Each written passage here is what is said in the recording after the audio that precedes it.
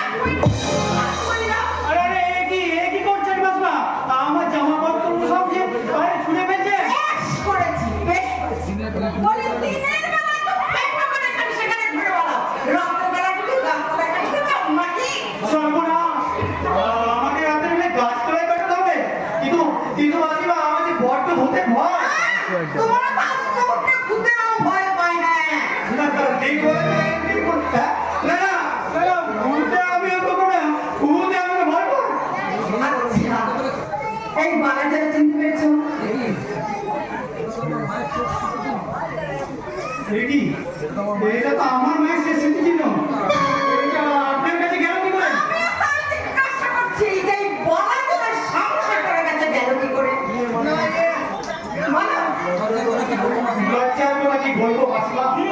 অনেক চেষ্টা করে চাকরি করতে পারলাম।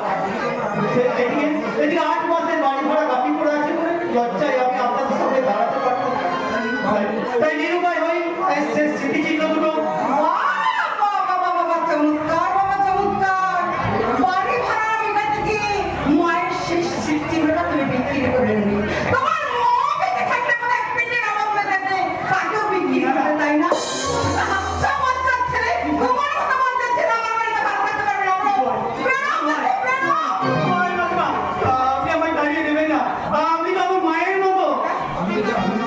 আমি যদি আপনার ছেলে হতাম তাহলে পারতেন এই ভোর সন্ধ্যাবেলায় আমাকে ঘর থেকে তাড়িয়ে দিতে। বলুন না মাসিমা, বলুন না।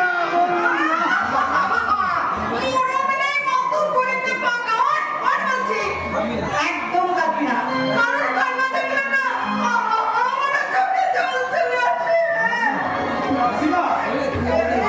তুই আমাকে মা হওয়ার অনেক আগে যে আমি তোকে ছেলে ধুয়ে বসে আছি।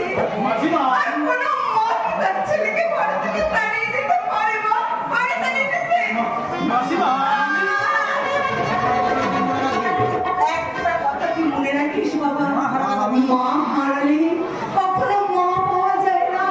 আল্লাহ টাকা খরচা করলেও মায়ের স্মৃতি চিহ্ন তুই ফেরত আনতে পারবি না। আমি ফেরত পাবো কেমন করে? ওগুলো আমি সংসারে দিয়ে অনেকগুলো টাকা নিয়ে এসেছি। বাবা, সেই কথা তোকে চিন্তা করতে হবে না। আমি সংসারের সব টাকা মিটিয়ে দিয়ে বাড়ার জন্য চাই নিয়ে এসেছি। কিন্তু একটা কথা, এই বাড়ার জন্য আমি তোর হাতে দেবো না। আমার বউ মানে তোর বউ এলেই আমি পড়িয়ে দেবো। আমার বউ? বউয়ের কথা বলে তুই বেশি খাসি কেন বলবো? কতদিন ধরে পড়েছি মেয়েটাকে বাবার বাড়িতে ফেলে না রেখে নিয়ে আয়। তোর কথা কানে যায় না? এবার যদি মেয়ে 7 দিনের মধ্যে না আনিস না, সবসাথে তোকে বাড়ি থেকে দূর করবো। হ্যাঁ, আমি তো বিয়েই করিনি। বাড়ি ভাড়া বলে আমি ওনাদেরকে মিথ্যে বলেছিলাম যে আমি বিবাহিত। এখন যদি জানতে পারে আমি অবিবাহিত তাহলে তো আমি ঝাঁটা পিঠে করবে। বিড়বিড় করে কি ভাবছিস? কি হলো? তুই মনে করছিস একটা ঘর তোদের ঘুরবে না? ঠিক আছে ঠিক আছে, তোর জন্য আমি আর একটা ঘর করে দেবো। ঠিক সপ্তাহের মধ্যে বৌমাকে নিয়ে আয় বাবা। এক সপ্তাহ আমার বিপ্লবের বিয়ে লাগলে তাকে তো সবাইকে সামলাতে হবে নাকি? আমার কতদিনের স্বপ্ন, আমি ধুমধাম করে আমার বিপ্লবের বিয়ে দেবো। হ্যাঁ, আর সেই স্বপ্নই থেকে যাবে শুধু আমি। বাস্তবে কোনো দিন রূপ পাবে না। আচ্ছা কি যাতা বলছো বলো তো তুমি? আচ্ছা কোথায় তোমাকে চাকরিটা ছেড়ে দিতে বলেছিল? ছেড়ে এসেছো তো? না না, শুধু না, চাকরি আমি ছাড়িনি। বরং চাকরি মেয়াদটা না আমি আরো 5টা বছর বাড়িয়ে এসেছি।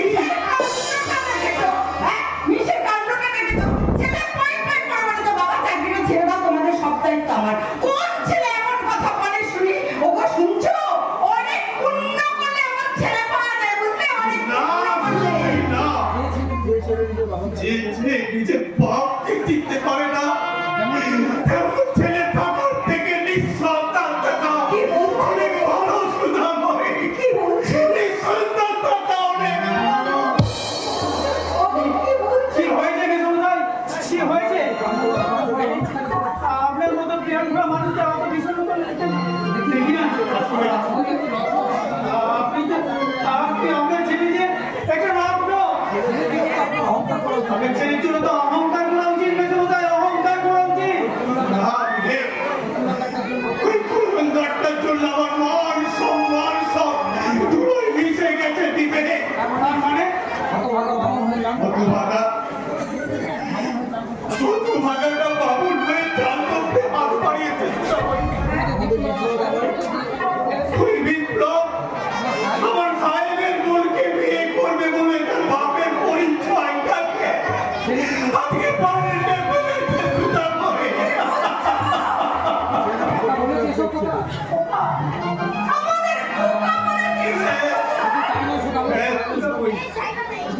শুধু তাই নয়,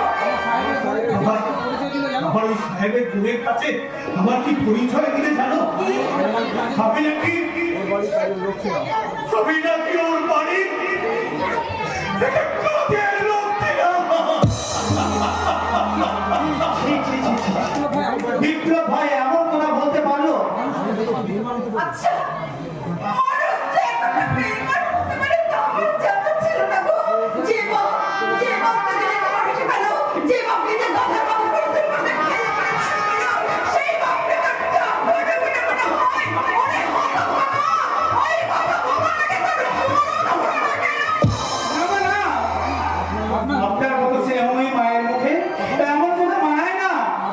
আপনার কি মনে নেই সেই মহাপুরুষের অমৃত বাণী, কুপুত্র যদ্যপি হয় ও মাতা কদাপি ন। বিবেক তো ঠিক কথাই বলেছে সুধাময়ী। ও ভালো থাক, ও সুখে থাক। ওর সুখের ভাগ আমরা নাই বা পেলাম সুধাময়ী। আমরা চিরকাল নয় দুঃখী হয়ে থাকবো, চিরকাল আমরা দুঃখী হয়ে থাকবো সুধাময়ী। জীবনে আসে তো আসবে আসবে বুক ভাঙা বেদনা হৃদয় তো আসবে।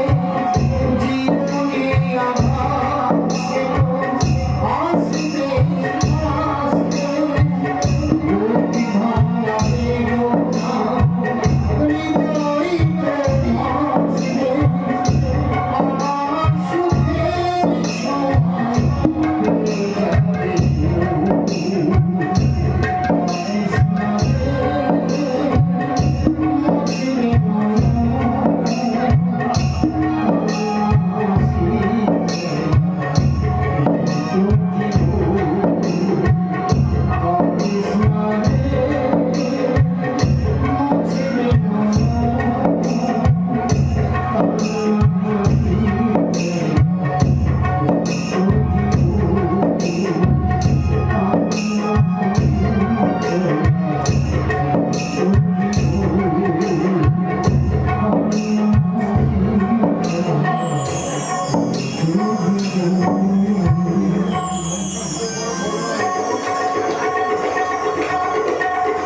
ঈশ্বর বড় করুণাময় যেন আমাদের এক সন্তান বড় হয়ে যাবে বলে বোধহয় আরেক সন্তানকে আমাদের কাছে এনে দিয়েছে।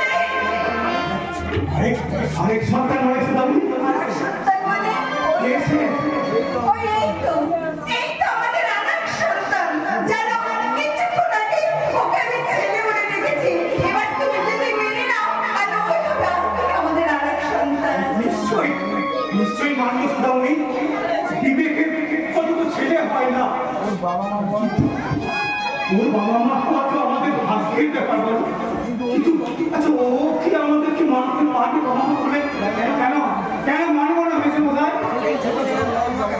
সেই তোর ছোট্ট বেলায় বাবা মাকে হারিয়েছি, মনেও করে না। পিসিমার কাছে মানুষ হয়েছি, পিসিমায়ের অপত্য বাড়ি আজ আমি অনাথ। বাবা মায়ের কিন্তু আমি আপনাকে স্নেহ সান্নিধ্য পেয়ে সেই অভাব আমি অনেকটাই লাঘব করতে পেরেছি মেসমশাই। তাই তো আজ আমার চিৎকার করে বলতে ইচ্ছা করছে,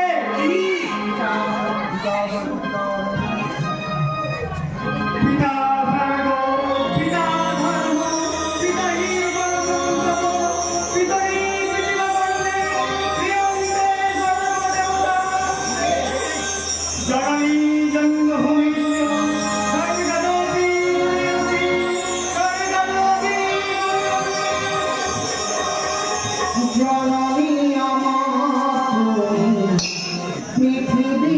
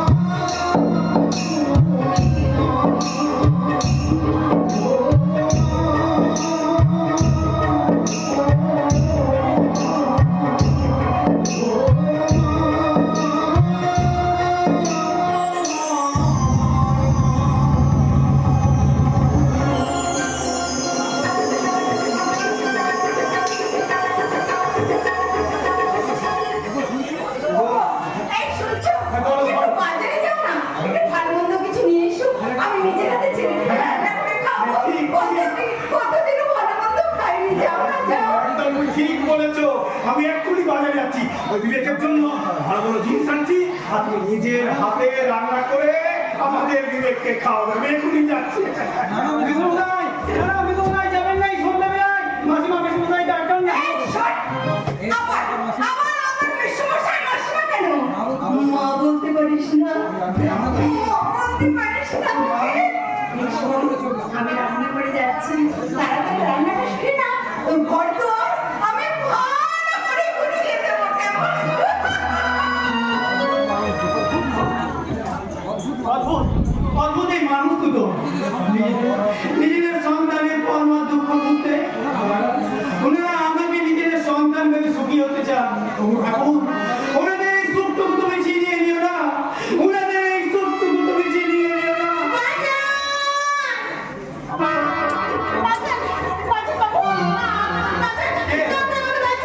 এ আপনি এখানে বুঝে কেন? জীবন বাঁচাতে রকম জীবন বাঁচাতে গুণটা শুনতে আমি ধরে রেখেছি।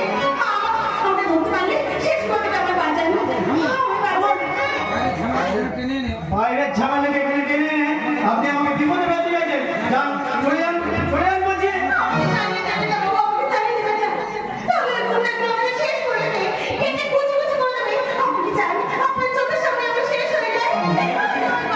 ঠিক আছে, ঠিক আছে। লোকটা হয়তো এখানে চলে আসতে পারে, কিন্তু আমি আপনাকে কোথায় লোকাই? আমার তো একটি মাত্র ঘর। আচ্ছা, আপনি একটা কাজ করুন, বুঝলেন, এদিকে একটা বাথরুম আছে, আপনি বরং ওই বাথরুমে গিয়ে ঢুকে পড়ুন। যান। অনেক ধন্যবাদ বাবু। কে ওই মেয়েটা? কার তাড়াতে এখানে চলে এসেছে? নিশ্চয়ই কোনো সমাজ বিরোধী হবে। তবে সে যেই হোক না কেন, ওই মেয়েটাকে আমি কিছুতেই তার হাতে তুলে দেবো না, কিছুতেই না।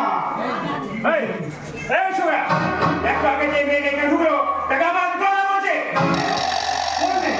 না না, এখানে কোনো মেয়েকে ঢুকেনি, আপনি অন্য কোনো মেয়েকে খুঁজে নিয়ে যাও। এই ছোকরা, এই লটর মাস্টার সাথে বেশি মোটাকি করবে না।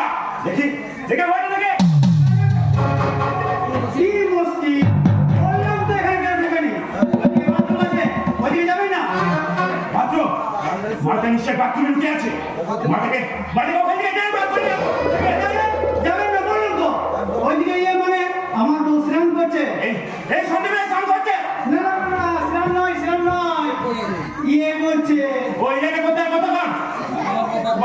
বাথরুমে বেরোবে তার মুখটা দেখে আমি যাবো। কি আপনার কথা? সেদিন আমার বই মুখ দেখবেন, আমি এখনো ভালো করে মুখ দেখলাম না। আরে হনুমানটা বলে কিনা এই চোখা এটা আর বার করে আমাকে একটা মাথায় গরম করে দে। আরে কাজ তো বলো আমার তুলে দাও, জানো তোমাকে আমি একবারে খুন করে দেবো।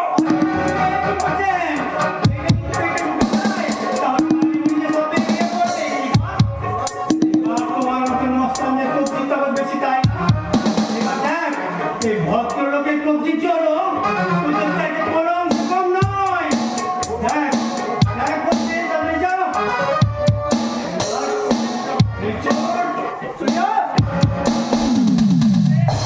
এবার আমি আসছি, কিন্তু শীতের পরের বার আমি আসবো তখন তোমার ওই বইয়ের মুখ দেখে আমি যাবো। তার আগে কিন্তু মনে রেখো আমি আসছি। বিদায় হয়েছে, এবার যদি ভালো ভালো এই বিপদটা আমাকে এই বিপদের হাত থেকে রক্ষা করার জন্য আপনাকে অসংখ্য ধন্যবাদ বাবু। যেভাবে নিজের স্ত্রী পরিচয় দিয়ে আপনি আমাকে তোমার আর দরকার হবে না।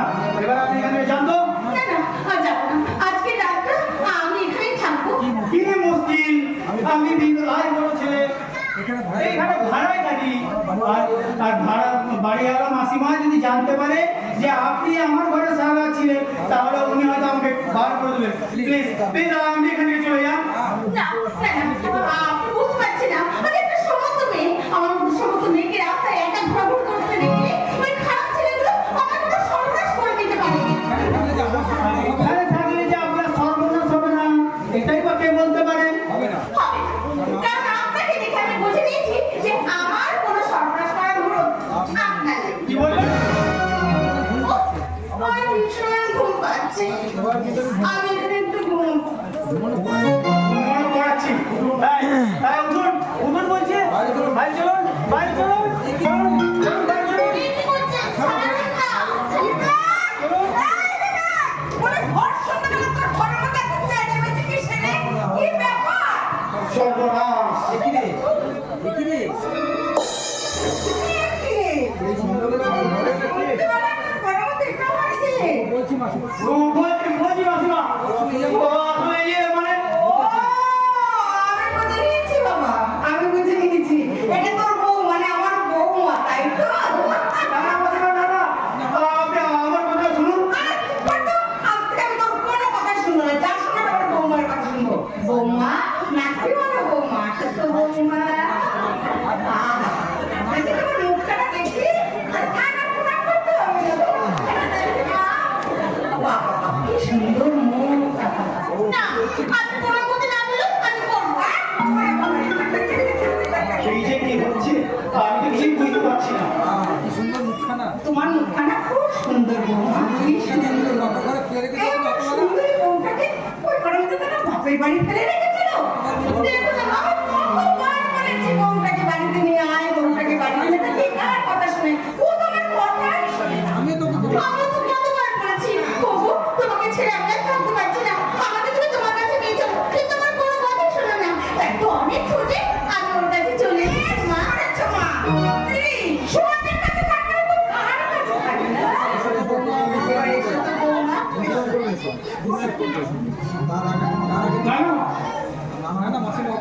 না না মাসিমা ওকে রাখবেন না, ওকে দাঁড়ান। আরে বাবা, তাড়াতে যদি হয়, আমি তোকে এই বাড়ি থেকে তাড়াবো, বৌমাকে তাড়াবো না। হ্যাঁ, তা বলছিলাম মা, তোমার শাশুড়িটাকে যা করতো আজ আমি তাই করছি। হাতটা দাও তো মা, তোমার শাশুড়ির শেষ স্মৃতি চিহ্নটা আমি তোমার কাছে পরিয়ে দিই মা।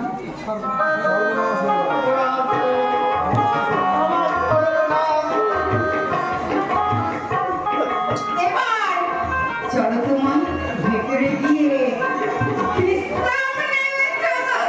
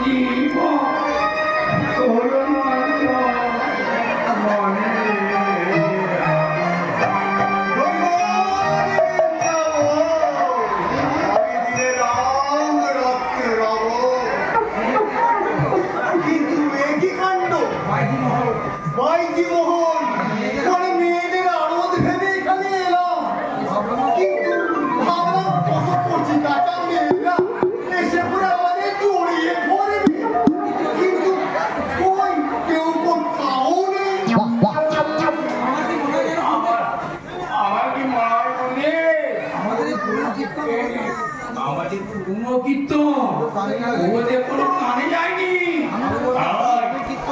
আপনি যদি আদেশ করেন আমি একটা আধুনিক কীর্তন দিয়ে শোনাম। তাই দাও। জয় গুরু।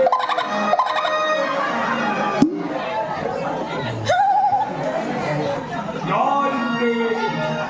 জয় গুরু।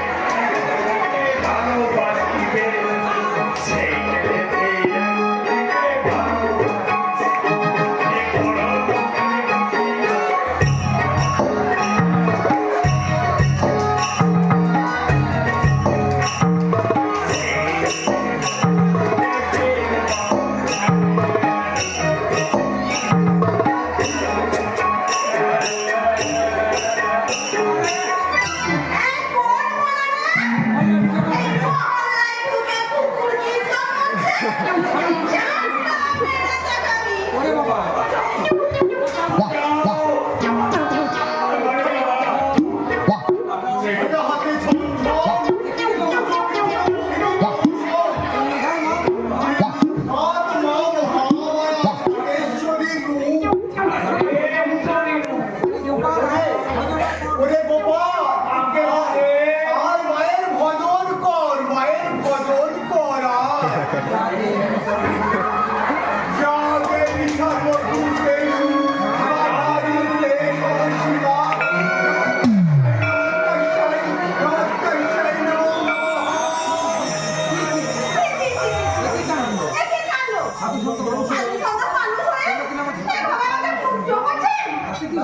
আপনি কি হয়েছে? তুমি তো মা, আর মা হলো মা মহামায়া। আর এক রূপ।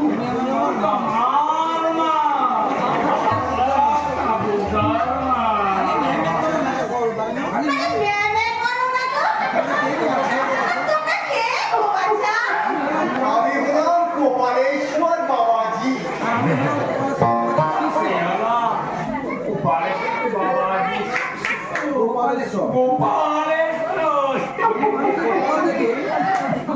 আমি মানুষের কপাল দেখে তার ভূত ভবিষ্যৎ সব বলে দিতে পারি।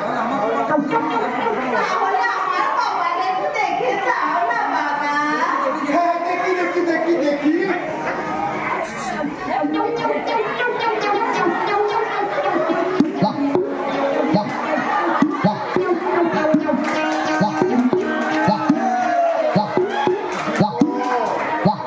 মহাবিপদ।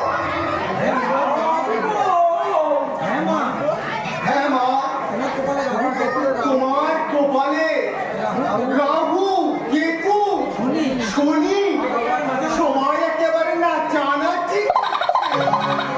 যেকোনো সময় তোমার জীবনানি হতে পারে।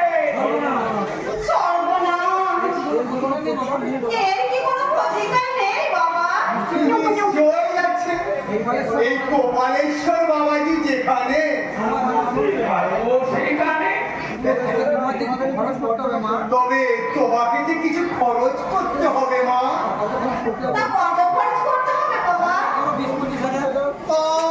ধরো এখন 20-25,000 তো বটে। কাজটা যে বড় কঠিন গো মা। আমি তোমাকে একটা মহাশক্তি কবল দেব। আর তার প্রভাবে তোমার কপালে যেসব রাহু কেতু শনি যারা বসে আছে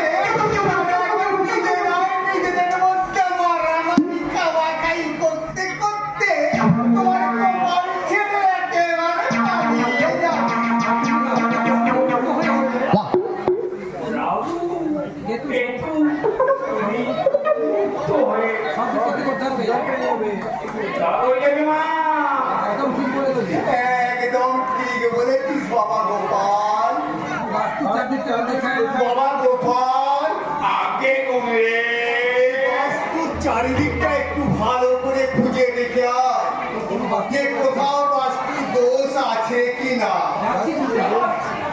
যাচ্ছি গুনে তো নাই ঠাকুরে ঠিক বা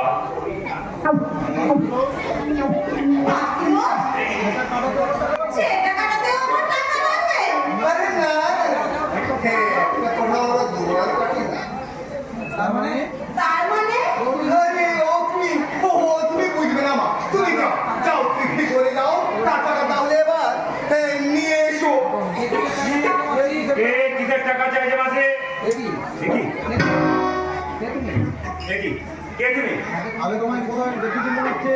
আগে আগে কোথাও তোমাকে দেখেছি মনে হচ্ছে আরে নেই তো আচ্ছা কত জায়গায় কত লোকের কত সমস্যার যে সমাধান করেছি তাই কি আর ঠিক আছে?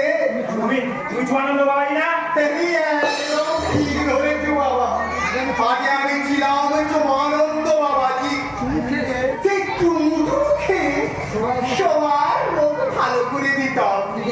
কিন্তু কিন্তু এখন এই করোনা রোগটা আসাতে ওইসব খাওয়া আমি ছেড়ে দিয়েছি। এখন আমি কপালেশ্বর বাবাজি হয়েছি, সবার উপকার করে বেড়াচ্ছি।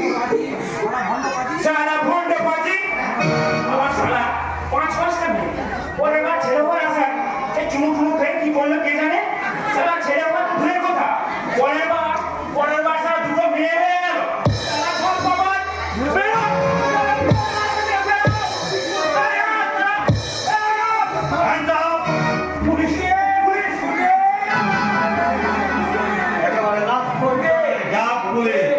এমন বাড়ি দেবো না ছেলে কি মেয়ে বুঝতে পারবে না। মুখে মাংস আছে বেরো যাচ্ছি মুখে।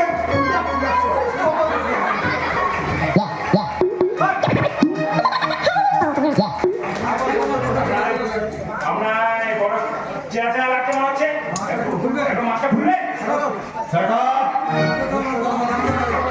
আমি এই গুপ্তচর মারফত জানতে পারলাম কিছুদিন আগে কৃষ্ণকান্ত ঘোষাল নামে এক ব্যক্তি এখানে খুন হয়েছিল। তার বডিটাকে তোমরা হাফিজ করে দিয়েছো।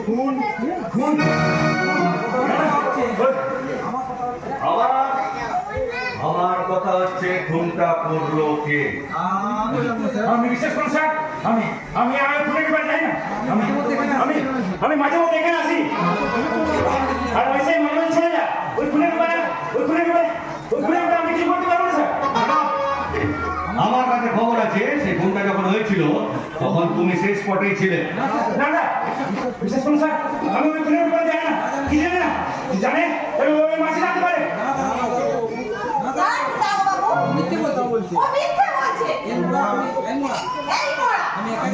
আমি একা জানি, তুই জানিস না? আমার মনে হয় তুই বডিতে কাটিস করেছিস। এই হারামির বুড়ি আমার নিয়ে একটা মিথ্যা কথা বলে তবে আমি খুন হয়ে গেল। চুপ কাউকে কিচ্ছু করতে হবে না। দুটোকে থানায় তুলে দিয়ে গিয়ে 7 ডিগ্রি দিলে সব কথা দম করে বেরিয়ে আসবে। স্যার আমাকে বাঁচান আমাকে বাঁচান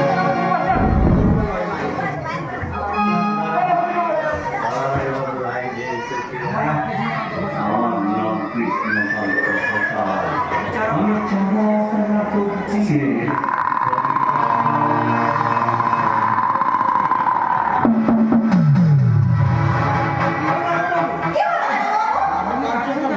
আমি কাঁদছি কেন? তোমরা রাজ্য পুলিশ একটা জিনিস আছে দেখি কাউকে কাঁদতে দেখলে আমার বড়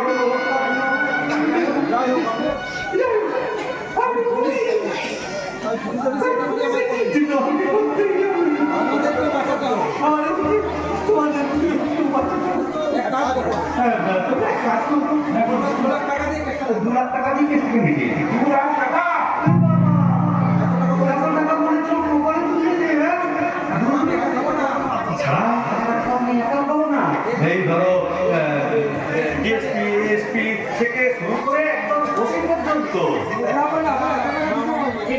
কিন্তু আমরা এত টাকা দিতে পারবো না স্যার।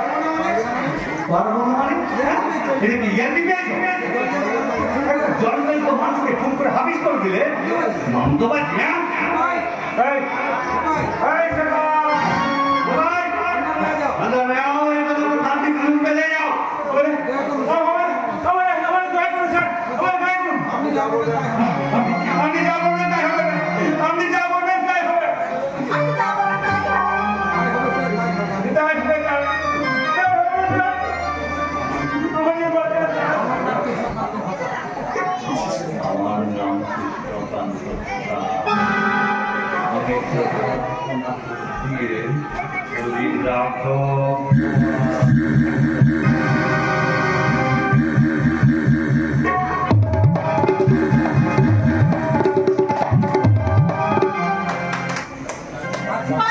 পারছি না। এত চেষ্টা করেও বিবেকের জায়গায় বিপ্লবকে আমি কিছুতেই বসাতে পারছি না। কারণ বিবেক যে আমাকে ভীষণ ভালোবাসতো, এখন যদি আমি তার জীবন থেকে চলে যাই, তাহলে সে ভীষণ কষ্ট পাবে। এই সেদিনের কথা আজও আমার মনে আছে। একটা আনন্দের উচ্ছ্বাস নিয়ে আমার এই পার্কে আমন্ত্রণ জানিয়েছিল তার নতুন প্রকাশা কবিতার বইখানা উপহার দেওয়ার জন্য। সে আমাকে বলেছিল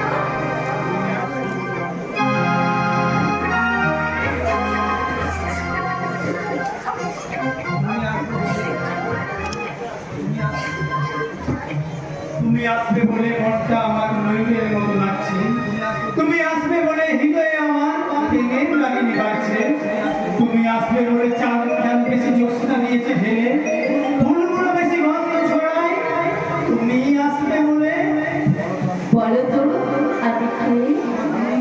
আমার ভালোবাসার ফুল কি করে বুঝলে? কি করে জানলে? তোমার গন্ধে। মানুষের গন্ধে আমার চেনা যায় নাকি? তুমি তো আমার কাছে শুধু মানুষ নও মোহন, তুমি আমার স্বপ্নের কারণে ফোটা স্বপ্নের ফুল, আর যে ফুল আমি প্রতিনিয়ত আমার মনে গন্ধ ছড়িয়ে চলেছে, তাতে কি আমার চিনতে কখনো ভুল হয়? এই নাও আমার প্রথম প্রকাশিত কবিতার বই। তাই নাকি? এই কবিতার প্রত্যেকটি ভাষা তোমাকেই কল্পনা করে লেখাবো। তোমার তাই তো আমি এই বইটি তোমার নামে উৎসর্গ করেছি। তোমার কবিতার ভাষা হতে পেরে আজ আমি ধন্য, আজ আমি অনন্য। তুমি তোমার কবিতার লেখার প্রেরণা, বা অপূর্ব অনবদ্য। তুমি তো আমার কবিতার ছন্দ, তুমি পাশে থাকলে আমি লিখে ফেলতে পারি হাজারো পেনের কবিতা, তুমি কাছে থাকলে আমি আমার ভালোবাসার ছন্দে ভরিয়ে তুলতে পারি আমার মনের কল্পনার কাব্য। কথা দাও মোহন, এমন করে এভাবে চিরজীবন আমার পাশে থাকতে। থাকো থাকো থাকো আর বলবো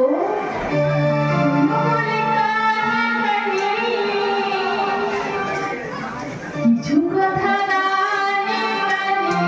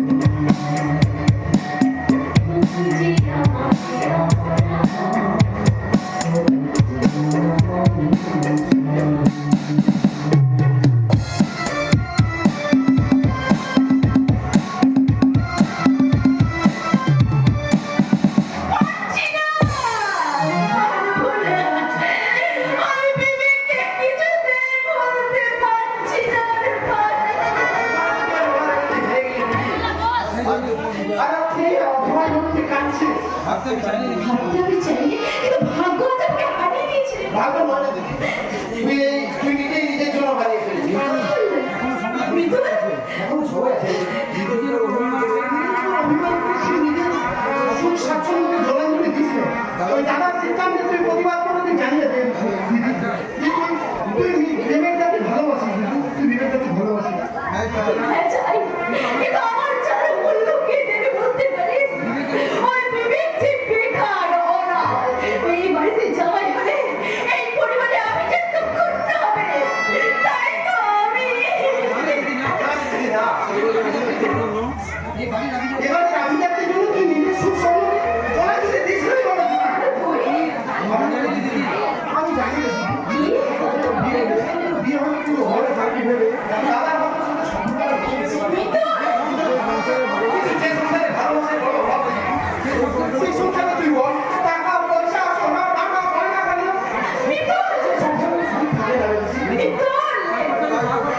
তাই তো আমি আবার বলছি না দিদি সম্পর্কে মায়া কাটিয়ে তুই ওই ভালোবাসার মানুষটার কাছে ফিরে যা রে দিদি, তুই ফিরে যা দিদি, ফিরে যা। আজই আমি দাদার কাছে যাব, দাদার সমস্ত কথা অগ্রাহ্য করে আজই আমি ওই বিবেকের এই দেখ বোন, দেখ এই কার্ডগুলো একটু দেখ তো বোন। এসবের আবার কি দরকার ছিল? আরে তোর বিয়ের কার্ড রে পাগলি। আরে যত কম করেই হোক এই তোর বার্থডে পার্টিতে তো নিমন্ত্রণ করতেই হবে। দাদা এত তারা কিসে দাদা? আগে ছেলেটাকে ভালো করে চেনো জানো তারপরে আবার চেনা হয়ে গেছে রে বোন। বিপ্লব ভীষণ ভালো ছেলে, খুব কাজের ছেলে। হ্যাঁ, আসলে এই বিয়েটাতে তাড়াহুড়ো করার পিছনে আমার দুটো কারণ আছে। প্রথম কারণ হলো বিবেকের সঙ্গে তোর ভালোবাসার সম্পর্কটা নাকচ হয়ে যাওয়ার পর তোর মনের অবস্থাটা খুব একটা ভালো নেই। তাই বিপ্লবের সঙ্গে বিয়ে দিয়ে দেওয়ার পর তোর মনটা অনেক ভালো হয়ে গেছে। দ্বিতীয় কারণ বিষ্ণুকে দ্বিতীয় কারণ কৃষ্ণকান্ত খুব বাড়াবাড়ি শুরু করেছে। বারবার আমাকে ব্ল্যাকমেল করে টাকা আদায় করার চেষ্টা করছে। তাই আমি চাইছি বিপ্লবের সঙ্গে তোর বিয়েটা দিয়ে দিয়ে কোম্পানির সমস্ত শেয়ার হোল্ডার এবং ফিনান্সিয়াল পাওয়ারটা আমি বিপ্লবের হাতে তুলে দিতে চাই। পালন করতে পারো দাদা। তোমাকে পারতেই হবে ভাই। আমার বলতে খুব লজ্জা হচ্ছে যে কৃষ্ণকান্ত ঘোষাল আমার ভগ্নিপ আমার কাছে অনেক টাকা ধার চাইছে। তাই এখন আপাতত সমস্ত ফিনান্সিয়াল পাওয়ার অফিসিয়ালি না হলেও মৌখিকভাবে আমি তোমার হাতে তুলে দিচ্ছি। তুমি ওই রাস্তাটাকে একটা টাকাও দেবে না। ভাই ওর একটু ভাবতে হবে না স্যার। ওই শয়তান কৃষ্ণকান্ত ঘোষালকে কিভাবে ডাইট দিতে হয় সেটা আমার খুব ভালো করে জানা আছে দাদা।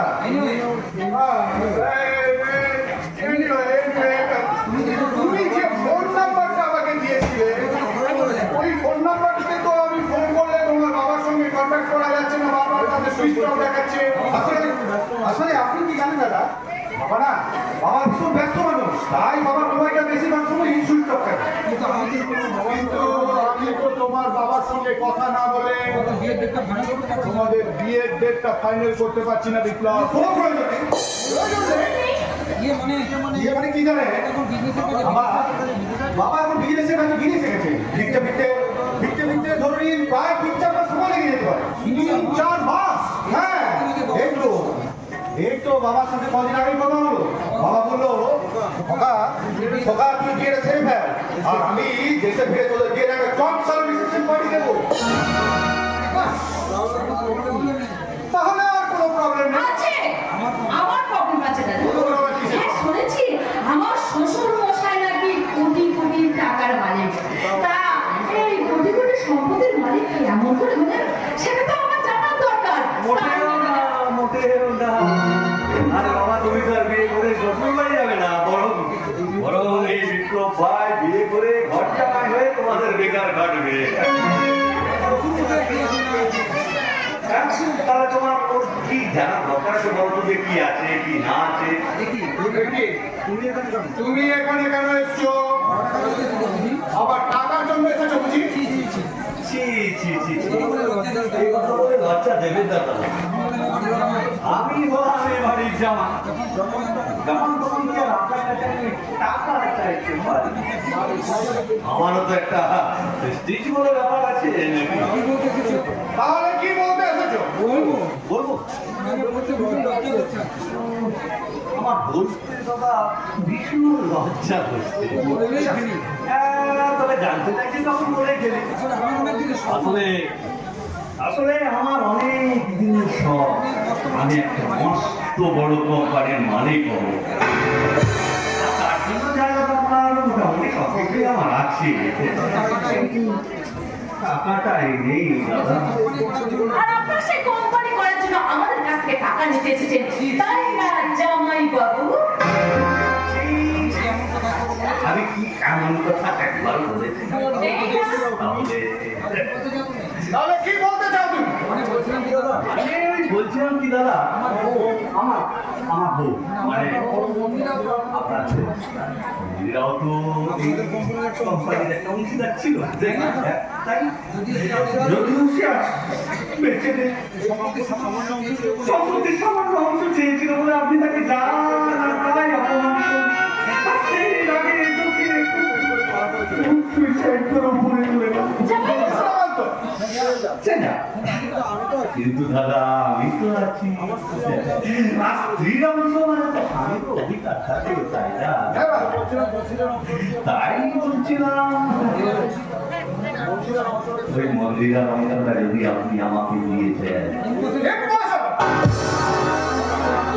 কোম্পানি এখন লসে রান করছে, তাই এই ব্যাপারে আমি এখনই কোনো ডিসিশন নিতে পারবো না। আর তাছাড়া এরপর থেকে সমস্ত দায়িত্ব, ফিনান্সিয়াল পাওয়ার আমি সব বিপ্লবের হাতে দিয়ে দিয়েছি। কাকে টাকা দেবে কাকে দেবে না তা সব বিপ্লবই ঠিক করবে। তাই নাকি? আরে তাহলে তো এখন আমার সেই মানিক ভান্ডার, লজ্জিত ভান্ডারের মতো অবস্থা। ভান্ডার এখন যার দায়িত্বে, সে কিন্তু আপনার থেকে অনেক বেশি শেয়ানা জামাই বাবু, আপনার থেকেও বেশি শেয়ানা।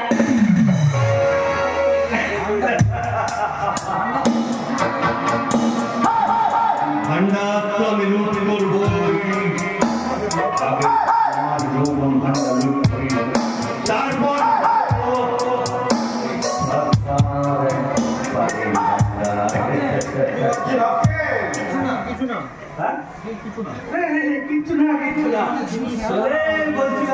তুমিও শেয়ানা আর আমিও শেয়ানা, তাই শেয়ানে শেয়ানে দোল্লা দোল্লি না করে এসো না একটু বলাবলি করো, তাতে তোমার আমার দুজনেরই ফায়দা আছে। ফায়দা করে আপনি আমায় বস করতে চাইছেন না? আমাকে বস করা এত সোজা না, বুঝেছেন? বস কি বলছো? আমি ইচ্ছে করলে তোমাকে এক্ষুনি অমর করে দিতে পারি। কি? তুমি তো এবারে বউর জামাই, তাই না? কোটি প্রতিবাদের একমাত্র ছেলে। তোমার বাপ খালি বিদেশে ঘোরাঘুরি করে। ব্যাংকক, লন্ডন, আমেরিকা, চুপ সালা! সালা পাড়ের গোড়া এমন একটা দেবো না, ওই হংকং, লন্ডন সব পিছনে ফিস। বাপটা তো সারা জীবন ওই সরকারের কোম্পানি চাপরাশি খেতে গেল। এই সারা বড় লোককে জামাই হবে বলে ঘরটাকেই চেঞ্জ করে দিয়েছে। কে বললো? ঠিকুটি সব তোমার জানা আছে। আরে তুই তো ওই বিধানমন্ডলের ছেলে রে। হ্যাঁ দেবো তোমার সামনে হাঁড়িটা তখন ওই জামাই করা তো বেদুল সাহেব তোর পিছনে লাথি মেরে দূর করে আপনি হাঁটুলো কেন? আমার কথাটা তো শোনো। আমি যখন যত টাকা চাইব সেই টাকাটা দিবি।